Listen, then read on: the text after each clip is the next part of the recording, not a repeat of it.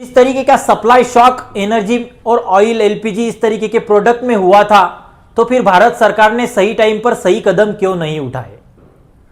अगर आप देखोगे तो मार्च के फर्स्ट वीक में 83 कंट्रीज ने अलग अलग तरीके के कदम अपने अपने कंट्री में उठाए थे। जहां हमें सही कदम उठाने चाहिए थे, उस टाइम पर हमारी सरकार और हमारी गवर्नमेंट अलग अलग तरीके के इलेक्शंस में बिजी थी। अलग अलग तरीके के कैंपेनिंग, एडवर्टाइजिंग, बैनर्स, रैलीज हम कर रहे थे, मगर जो कदम उठाने चाहिए थे वो हम नहीं उठा रहे थे। इलेक्शन के रिजल्ट के बाद प्रधानमंत्री सामने आते हैं और देशवासियों को अपील करते हैं, अलग अलग तरीके की बातें उन्हें बताते हैं, मगर यह कदम हमें मार्च के फर्स्ट वीक में उठाने चाहिए थे। जहां हर एक कंट्री अपने देश के बारे में सोच रही थी, वहां हमारी भारत सरकार एक विशिष्ट राज्य के बारे में सोच रहे थे। जहां हमें देश से भी ऊपर एक राज्य की सत्ता इंपॉर्टेंट लगने लगी थी, तो इस तरीके की सिचुएशन आना लाजमी है दोस्तों।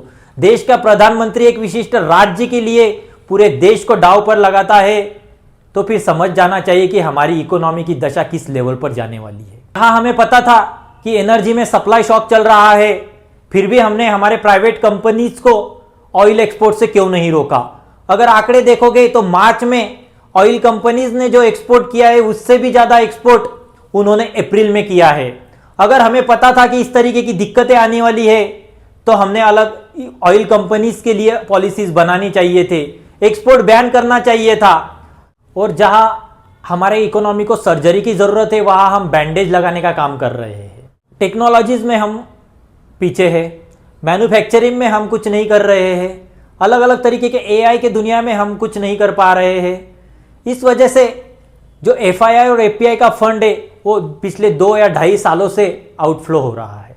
एफआईआई अपने भारत से बेचकर निकल रहे हैं, उनके लिए कुछ पॉलिसीज है, उनका ट्रस्ट हम कब जीतेंगे, इसके बारे में भी तो सोचना होगा। क्या फिर एडवर्टाइजिंग और ब्रांडिंग पे ही इकोनॉमी चलेगी?